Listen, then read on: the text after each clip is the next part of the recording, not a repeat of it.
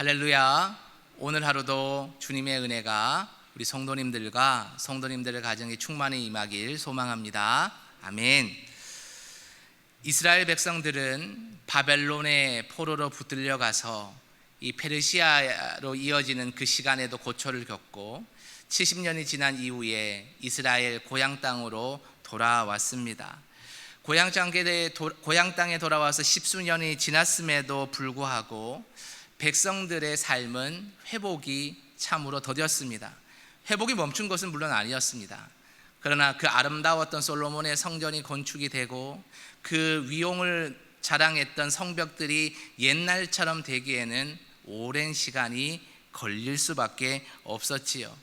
그런 가운데서 백성들은 더딘 그 회복의 시간 때문에 마음 아파했고 낙심했고 하나님을 원망하는 사람들도 있었습니다. 이제는 무너진 성벽의 재건이 문제가 아니라 백성들의 신앙이 회복되는 것이 급선무가 되었습니다. 그래서 하나님께서는 스가랴 선지자를 보내셔서 회복의 말씀과 함께 또 주변에서 이스라엘 백성들을 힘들게 했던 그 민족들을 심판하시겠다는 말씀을 번갈아서 전해주고 계시는 것이죠. 포로기한 후 백성들은 무너진 성전과 성벽, 강한 주변국들 사이에서 마음이 낙심되고 크게 위축되어 있었던 겁니다. 이런 생각이 들지 않았겠습니까? 정말 하나님께서 우리를 사랑하시는 게 맞을까?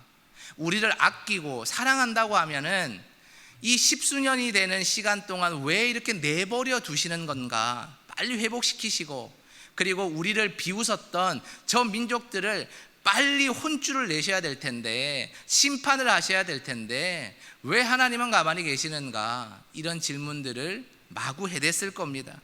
오늘 본문은 그래서 두 가지가 드러나 있습니다. 첫 번째는 공의로 심판하시는 하나님. 드디어 하나님께서 주변에 자신들을 멸망으로 나아가는데 협조했던 이민족을 심판하시겠다는 공의의 하나님이 나타나고 있습니다. 두 번째 하나님의 모습은 우리를 하나님이 지키신다. 달리 표현한다면 하나님의 임재로 우리를 지킨다라는 보호하심의 하나님이 드러나고 있습니다. 스가랴 1장에서 8장은 바로 이 성전의 재건과 회복의 환상이 중심이었다면 오늘부터 시작되는 9장에서 14장은 이 시야가, 믿음의 시선이 열방으로 향합니다. 그러니까 이스라엘 땅뿐만이 아니라 이스라엘의 주변국들, 이스라엘이 멸망하는데 협조했던 그들을 심판하는 대로 확장되는 것이 오늘부터의 말씀이다라는 것이죠. 특별히 9장을 구조를 살펴보면 9장 1절에서 8절까지 오늘 읽었던 말씀이죠. 이것은 주변의 강국들에 대한 하나님의 심판을 선포합니다. 이제 회초리를 드신다라는 거예요. 내일 살펴볼 9절에서 10절의 내용은 평화의 왕, 다시 말해 이 메시아의 도래를 예언하고 있는 말씀이다라는 겁니다. 오늘 본문은 특별히 이스라엘의 북쪽에서 남쪽으로 내려오는 이 심판의 행렬을 묘사합니다. 북쪽 나라부터 해서 점점 남쪽으로 내려오면서 이스라엘을 괴롭혔던 민족들을 하나님께서 콕 집으셔서 내가 너를 심판하겠다라는 말씀을 전하신다는 것이죠.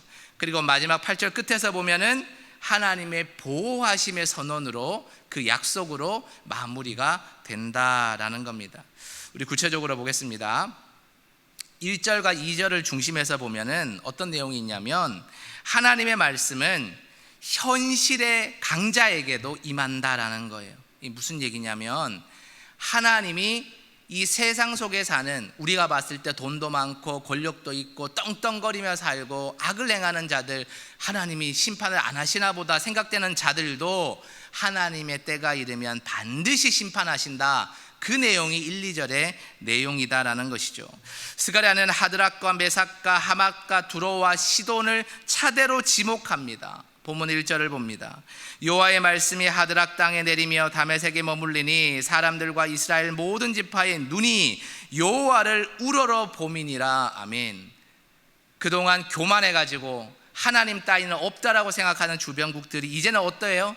하나님이 심판하시는 것을 그들이 알고 두려워하니까 하나님을 낮게 보는 것이 아니라 하나님을 우러러 보고 있다는 거예요. 이 두려움이 떨고 있다는 표현입니다.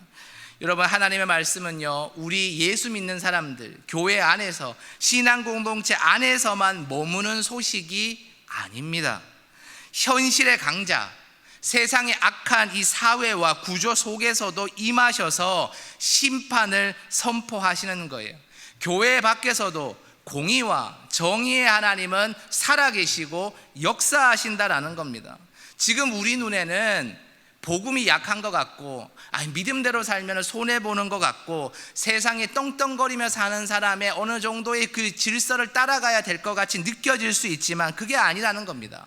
여러분, 하나님의 말씀의 주권은 최종적이에요. 하나님의 말씀의 주권만이 유일하게 서는 거예요. 세상이 악하고 자기 멋대로 살아가는 것 같아도, 여러분, 예수 안 믿는 사람들도 이 사자성어를 얘기하잖아요. 뭡니까? 사필귀정. 모든 것이 다 올바르게 돌아간다. 권선징악 무엇입니까?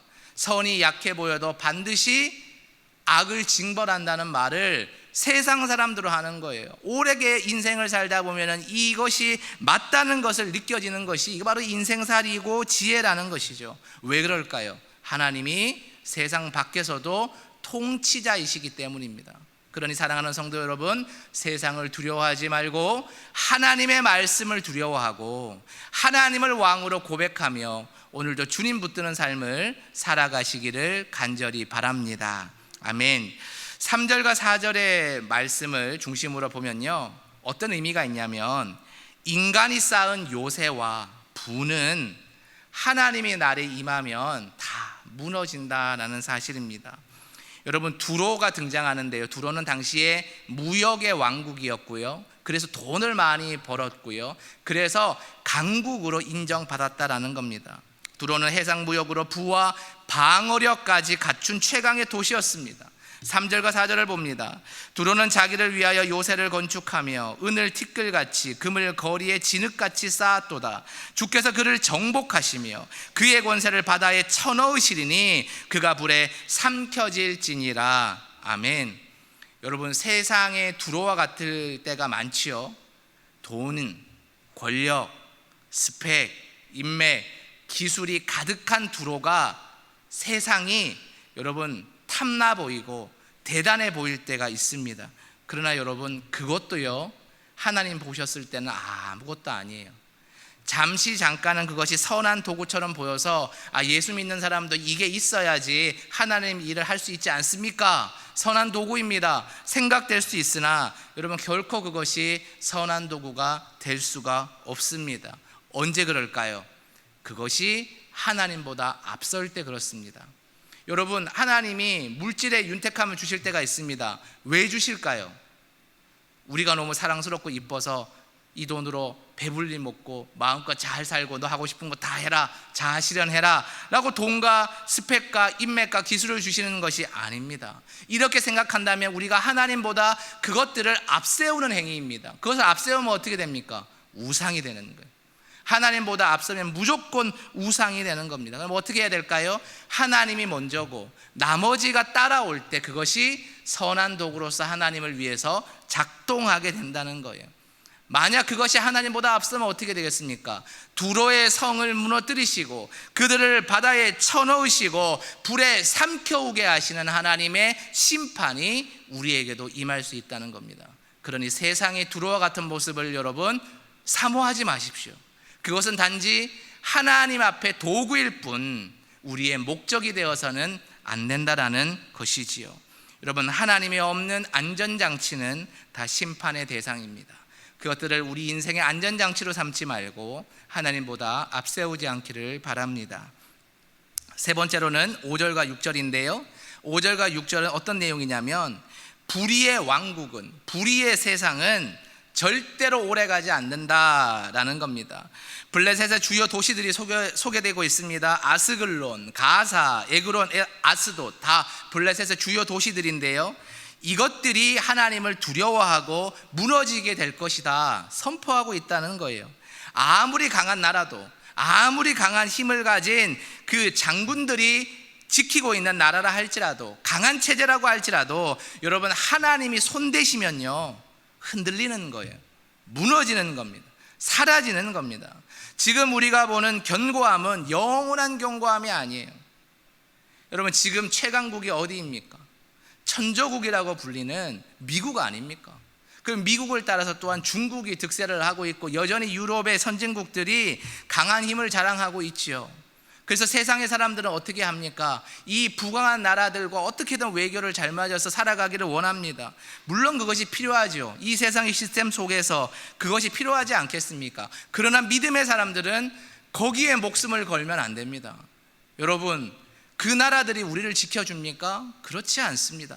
그 나라는 그 나라의 이속이 먼저인 거예요. 선하게 하나님처럼 우리를 도와주는 나라와 사람은 존재하지 않습니다.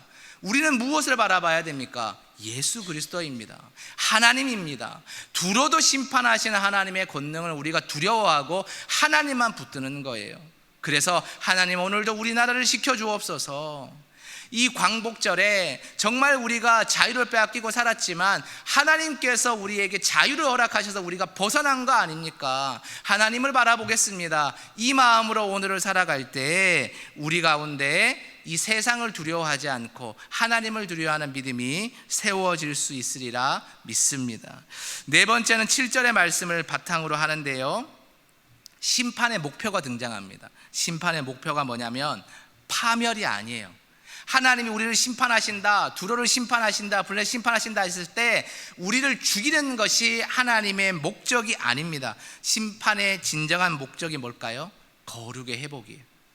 회초리를 맞고 나서 다시 착한 자녀로 변하는 거예요. 여러분, 자녀를 혼내신 적도 있으시고 회초리를 드신 적도 있으시죠? 요즘에 부모들은 자녀가 너무 한둘밖에 없으니까 귀해가지고 회초리도 못 드는 형편입니다만은, 예전에 우리 엄하신 부모님들은 눈물을 머금고 자녀에게 회초리를 대신 적이 있지 않습니까? 여러분, 왜 그렇습니까? 자녀의 이 종아리에 피가 나기를 바라서 때립니까? 아니죠. 부모님의 마음이 더 아프신데 왜 때립니까? 올바른 인간되라고 때리는 거 아닙니까? 정신 차리고 올바른 신앙인이 되고 올바르게 이 땅을 살아가라고, 잘 되라고 때리는 것 아니겠습니까? 마찬가지예요. 사랑이 많으신 하나님이 우리에게 심판을 내리시는 것은 우리 안에 하나님만 바라보는 정결함과 거룩함이 회복되라고 심판을 내리시는 거예요. 그래서 심판의 목적은 죽음이나 파멸이 아니라 회복이다라는 것입니다. 주님은 우상적 부정한 관행을 제거하시고 남은 자가, 여기서 남은 자는 심판을 맞고 나서 살아남은 자를 뜻하는 겁니다. 하나님께 속하여 우리 신앙의 공동체 안으로 들어오게 하시는 것이 심판의 목적이에요. 그래서 심판은 끝이 아니고 거룩과 회복의 시작이다라는 겁니다. 하나님은 원수라도 돌이키시면 품으시는 사랑의 하나님입니다. 여러분, 하나님과 해결되지 않은 숙제가 있습니까? 그래서 하나님이 언제 나를 심판하실까 두려움이 있으십니까? 여러분, 하나님이 심판하셔서 나를 죽이실까 두려워하지 마시기 바랍니다. 하나님은 여러분을 사랑하세요. 돌이키면 언제든지 받아줄 준비가 되어 계시는 아버지 하나님, 사랑의 하나님이십니다. 오늘도 죄 가운데 방황하시지 않고 하나님과 불편한 관계가 있다면 오늘 이 새벽 다 토해놓고 끊어버리고 하나님 앞에 나아가 기쁨으로 그분의 품에 안길 수 있는 은혜가 있기를 바랍니다. 8절의 말씀입니다. 8절을 먼저 읽어보겠습니다. 내가 내 집을 둘러 진을 치고 적군을 막아 지나가지 못하게 할 것이라. 포악한 자가 다시는 그 지경으로 지나가지 못하리니 이제 내가 목도하였음이니라. 아멘. 하나님이 모든 것을 목도 바라보고 있다라는 말씀이죠. 어떤 말씀일까요? 하나님이 친히 나를 눈동자같이 지키신다. 하나님이 친히 임재하셔서 우리의 삶을 성벽과 같이 지키신다는 말씀입니다. 여러분, 우리는 우리의 인생을 지키기 위해 보이는 성벽을 쌓아갈 때가 많습니다. 보이는 성벽이 뭐겠습니까? 늘어나는 통장의 잔고와 자녀들이 좋은 대학 가고 좋은 직장 잡고 나를 위해서 효도하는 것, 그런 것이 보이는 성벽으로 생각합니다. 그래서 그것을 원합니다. 여러분, 그러나 우리는 보이는 성벽을 구해서는 안 될 줄 압니다. 보이는 성벽은 하나님께서 선물로 주시는 것일 뿐이고, 우리가 구해야 하는 성벽은 무엇입니까? 임마누엘입니다. 하나님이십니다. 하나님 저와 함께하여 주옵소서. 하나님이 지키시지 않으면 제 인생은 무너질 수밖에 없습니다. 하나님의 임재가, 하나님의 뜨거운 성령의 불길이 제 인생을 지켜 주시옵소서. 이렇게 기도하고 소망할 때 하나님이 우리의 인생을 안전하게 보호하실 줄 믿으시기 바랍니다. 자녀와 돈과 명예는 따라오는 것일 뿐입니다. 그것의 마음을 빼앗기는 분이 없기를 바라고 하나님만을 구하는 순전한 믿음의 지혜가 있기를 간절히 바랍니다. 여러분 기억하시기 바랍니다. 하나님은 결코 늦지 않으십니다. 악이 앞서는 듯 해도 말씀이 최종 권위로서 승리합니다. 그러니 여러분 힘들 때 낙심함으로 여러분의 신앙을 놓지 마십시오. 여러분 개인의 요새를 또한 점검해 보시기 바랍니다. 재정과 경력과 관계를 선하게 사용하시되 하나님보다 앞세우지 마시기 바랍니다. 하나님보다 앞서면 그 성은 무너집니다. 오늘 여러분이 의지한 성벽의 이름을 하나님 앞에 내려놓으시기 바랍니다. 돌이키시기 바랍니다. 하나님, 제가 하나님보다 이것을 더 귀하게 여겼습니다. 용서해 주옵소서. 하나님께 고백하는 이 새벽이 되기를 바랍니다. 그런 자에게 하나님의 도우심이 있을 것이고, 그런 분들에게 답답하게 막혔던 그 길이, 인생의 길이 비로소 열려질 줄 믿습니다. 여러분 가정과 사역과 직장 안에 무너진 자리라도 정결케 하시는 하나님의 손길을 구하시기 바라고, 원수도 품으시는 하나님의 사랑을 기억하시며 오늘 또 하나님께 모든 것 내어 맡길 수 있는 믿음의 지혜가 있기를 주님의 이름으로 축원드립니다. 아멘. 기도하겠습니다. 주님, 두로의 성 같은 교만을 우리 안에서 허물어 주시옵소서. 사람과 돈과 능력을 의지하던 마음을 거두어 주시고 임재로 우리를 둘러 진치시는 주님만 의지하게 하여 주옵소서. 우리의 지경을 노리는 포악이 다시는 지나가지 못하도록 막아 주옵소서.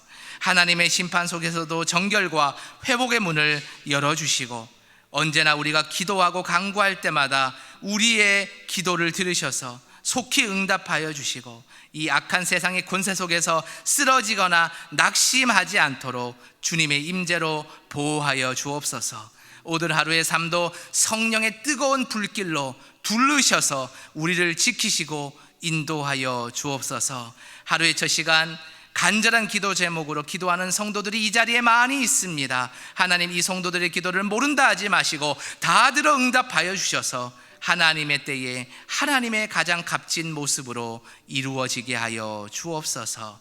이 모든 간구를 우리 주 예수 그리스도의 이름으로 간절히 기도드리옵나이다. 아멘.